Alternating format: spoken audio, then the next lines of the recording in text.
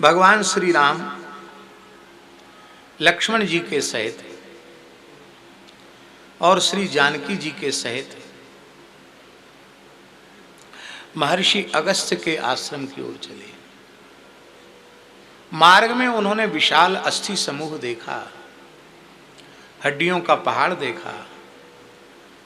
ऋषि मुनियों से पूछा कि ये क्या है? बोले महाराज, निश्चर निकर सकल मुनि खाए। निश्चरों का जो निकर है, समूह है, उन्होंने दंडकारण्य में तप करने वाले ऋषियों का भक्षण कर लिया है।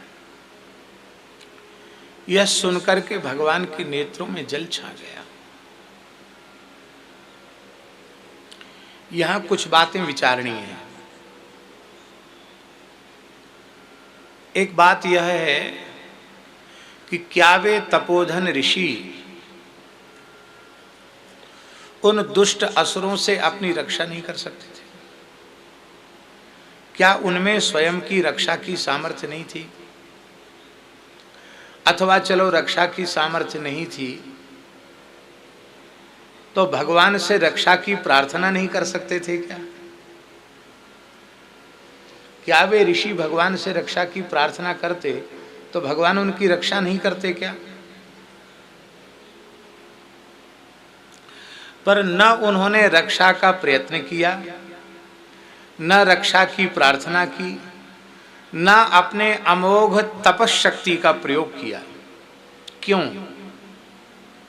उसका मूल कारण है कि उन ऋषियों का तप करते करते करते करते देहाभिमान सर्वथा विगलित हो चुका था। ये मरना जीना जो है ना, वो सब देहाभिमान के कारण है। और देहाभिमान की निवृत्ति हो जाए तो क्या जीवित और क्या मरा हुआ?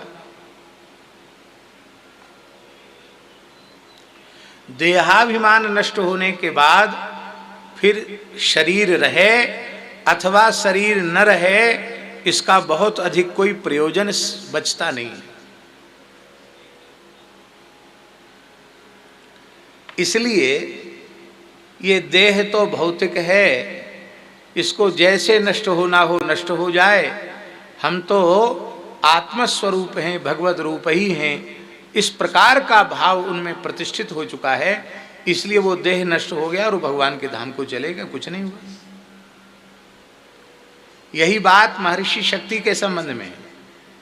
जब राक्षस ने शक्ति का भक्षण किया तो उसको भस्म नहीं कर सकते थे क्या?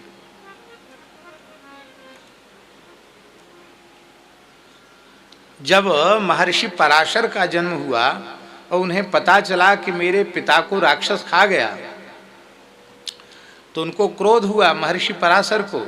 और महर्षि पराशर ने, यही है तपस्थली महर्षि पराशर की, गंगनानी, यहाँ से 20-25 किलोमीटर होगा, 20 किलोमीटर दूर है गंगनानी। तप्त कुंड है जहाँ महर्षि पराशर की तपस्थली है। तो महर्षि पराशर ने राक्षस यज्ञ किया।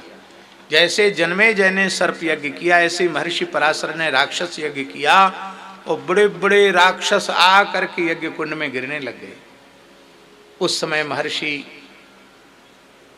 शक्ति, जो पराशर के पिता हैं, वे ब्रह्मलोक से आए और उन्होंने कहा, बेटा तुम क्या कर रहे हो?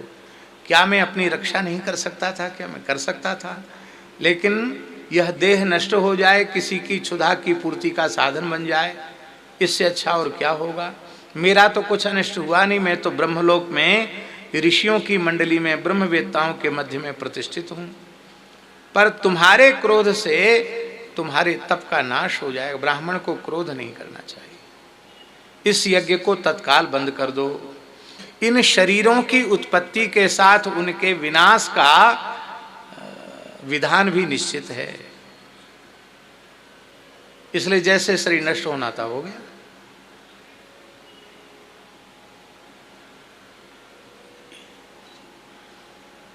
तो ज्ञान की सर्वोच्च कक्षा में प्रतिष्ठित होने के कारण ही इन ऋषियों ने न अपने शरीर की रक्षा के लिए अपनी अमोघ तप शक्ति का प्रयोग किया, ना ही भगवान से प्रार्थना की। जो भी देह नाश का विधान है उसको प्रसन्नतापूर्वक स्वीकार कर लिया।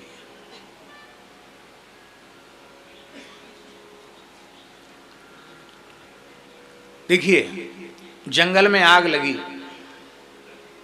और भगवान ऋषभ देव जी उसी जंगल में थे, पड़े थे वहीं, कहीं गए नहीं। क्यों?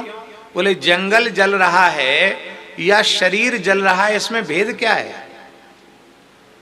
ये जंगल भी पार्थिव है और ये देह भी पार्थिव है, तो शरीर जला या जंगल जला, इसमें भेद क्या है?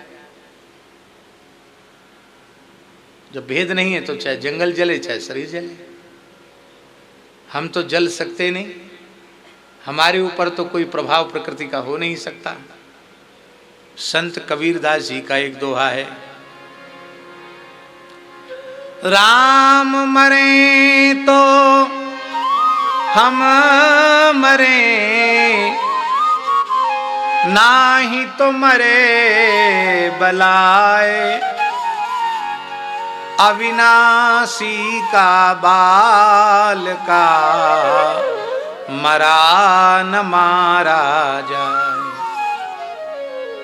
अविनाशी का बाल का मरा न मारा जाए।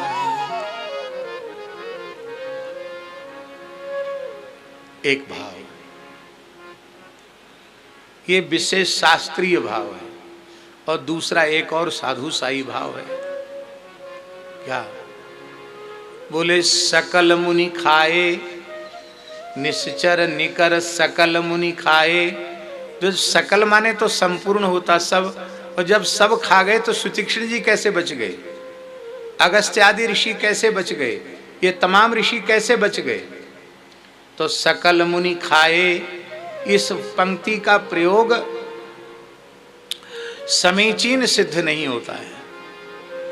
तो परम पूज्य श्री रामेश्वर दास जी रामायणी जी ने भाव बताया, बोले निश्चर निकर सकल मुनि खाए। सकल मुनि, दो तरह के मुनि थे, एक मुनि थे एक सकल मुनि थे। जो वस्तुतः मुनियों